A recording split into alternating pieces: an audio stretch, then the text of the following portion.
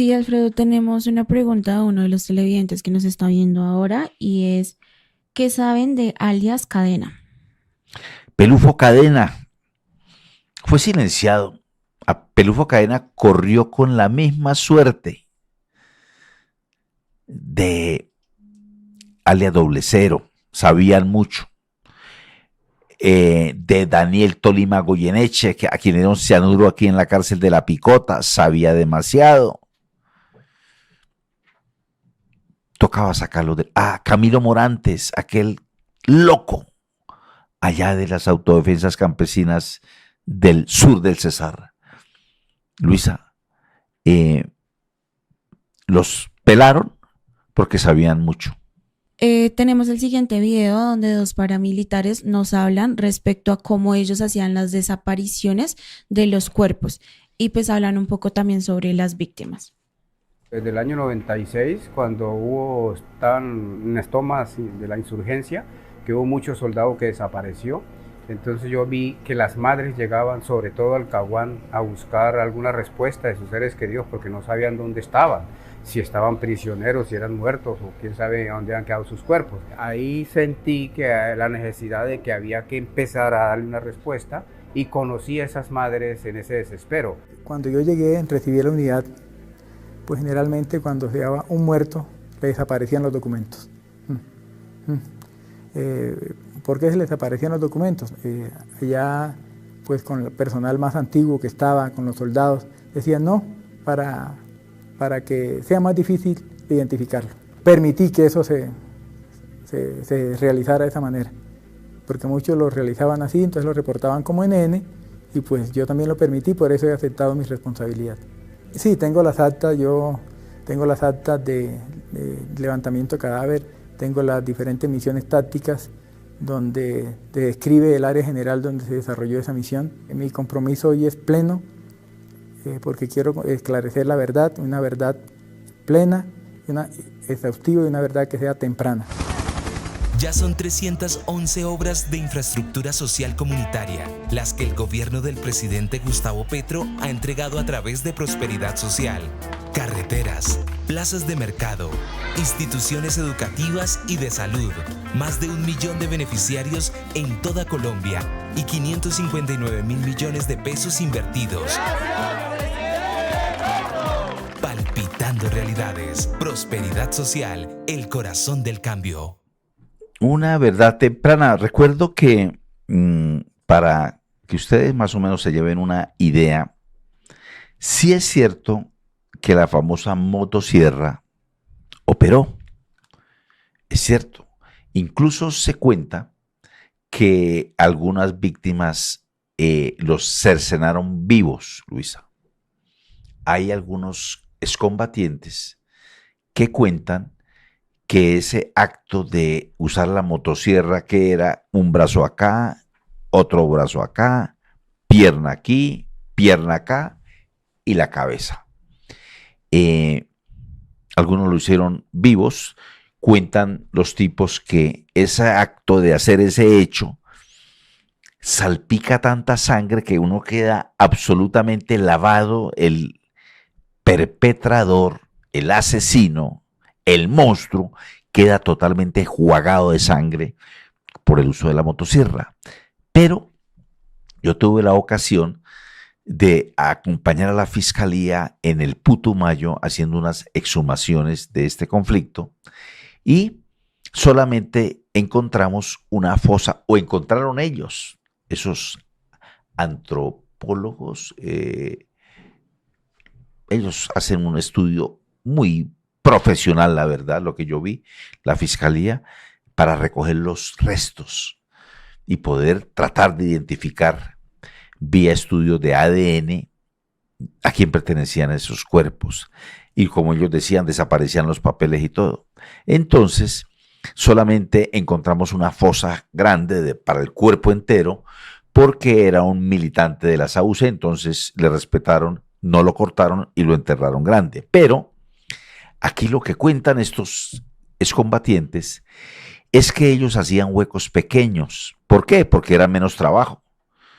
Imagínense, para cada muerto había que abrir un hueco.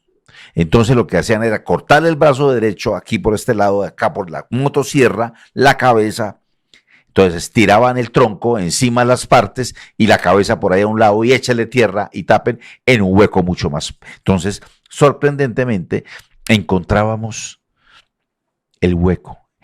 Y mire, donde hay gente enterrada, Luisa, hay una característica. Cuando se hace el hueco, el tiempo hace que la hierba crezca, se tapa el lugar, pero siempre el vestigio del hueco queda.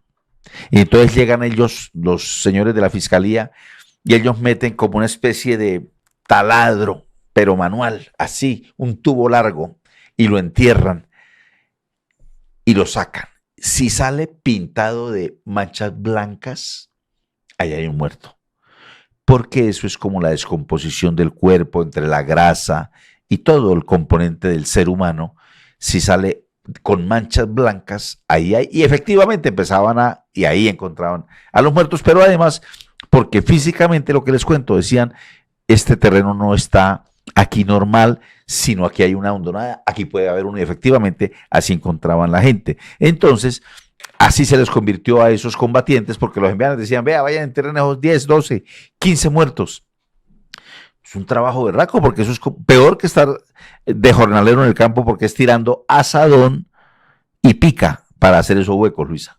Cada historia comienza con una primera página. Gracias a que pude estudiar y el apoyo de mis profes, tuve la oportunidad de aprender y desarrollar mis capacidades. Esta formación integral, potenciada por el gobierno del cambio, me permitió llegar a lo más alto. Tu historia también puede ser extraordinaria. Revoluciona tu vida, matricúlate hoy.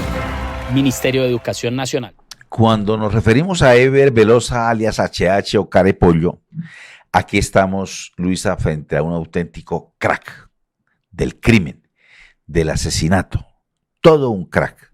Este hombre fue un narcotraficante, fue y paramilitar, comandante del bloque bananero, importantísimo bloque allá en el Urabá antioqueño, toda la zona de Apartadón, Necoclí, Turbo, San Juan de Urabá, San Pedro de Urabá, toda esa zona riquísima y bellísima, por cierto, donde entrega muchos atletas campeones hoy mundiales en diferentes disciplinas deportivas, porque parecen de ébano esos hombres y mujeres fortachos de esa región del país, magníficos deportistas.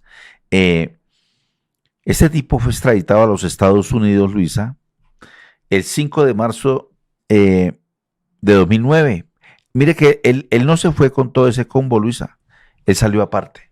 A él lo echaron aparte. Es que el tipo, yo recuerdo que cuando nosotros fuimos a Santa Fe de Ralito, el tipo cantó el himno nacional allá. Era casi, se le veía la nariz nomás allá. Al fondo estaba al pie de Fernando Soto, un comunicador social que fue el jefe de prensa de las autodefensas. Yo entiendo que Fernando estudió como nosotros periodismo y comunicación social, se graduó y Fernando era el que oficiaba de jefe de prensa y nos entregaba información. Fernando, en su trabajo, hay que decirlo, era muy querido porque el muchacho era el jefe de prensa de las autodefensas, se desmovilizó con ellos. Yo no sé si Fernando fue criminal o no.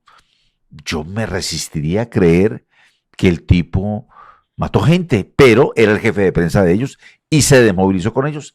Jamás volví a verlo y a tener razón de Fernando Soto. Fernando Soto. De 28 años, este señor, un joven, se vincula al paramilitarismo, esto en 1994, y como comandante del bloque bananero. Por eso yo digo que era un crack, porque a los 28 años llegó de una vez de titular. O sea, fue el titular a los 28 años, y esto hasta el año 97, y este bloque operaba y causaba la zozobra en todo el Urabá antioqueño. Entre el 97 y el año 2001 fue el comandante del bloque Calima, allá en el Valle del Cauca, famoso bloque Calima. En un año en el Urabá asesinó no más sino a 1.200 personas, o sea, pelaba cada día a 3 personas. ¡Qué récord! Promedio, ¿no?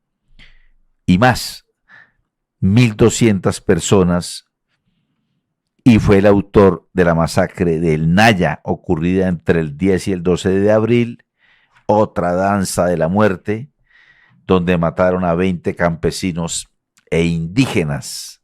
Ahí le daban al uno y le daban al otro. Debía ser tenebroso. Esta gente andaba mejor armada que el ejército. Ver uno llegar, mire esas fotos. Yo los vi así tal cual, los encontraba por allá en el sur de Bolívar.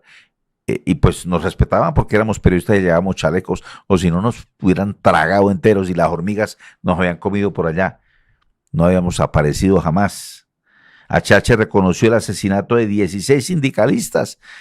Se ensañó contra los sindicalistas en Bugalagrande, allá en su tierra del Valle del Cauca, y dijo que lo habían auspiciado las empresas bananeras. Chiquita Brands les dio billetico para matar gente. Ya ganaron una demanda millonaria en dólares, unas víctimas, y otras se pegaron a la demanda que seguramente también va a pasar por Ecopetrol, porque hay muchas víctimas y hay unos tipos condenados, los condenados que trabajaban en Ecopetrol como jefes de seguridad, exmilitares, presos, condenados, los condenados, y pues yo me imagino que los abogados que me escuchan ustedes, señores abogados, corran y metan una demanda. En Barrancabermeja están las víctimas.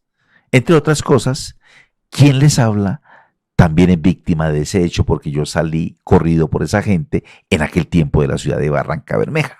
Por eso soy víctima del conflicto armado en Colombia, reconocido por el Estado colombiano, por la Unidad de Víctimas. Ayúdanos a seguir con nuestra labor periodística a través de nuestro NECI DaviPlata 310-779-3518. Se está evaluando es que más adelante sí sea para todos. Lo que necesita el país. Pedí que me sacaran de allá. Un agradecimiento a todos por su sintonía aquí en el tercer canal.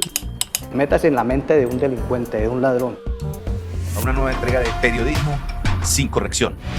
Pasión todo locura y estamos muy contentos. De las calles del sur. Digo, la señora, ¿me da un expreso, por favor?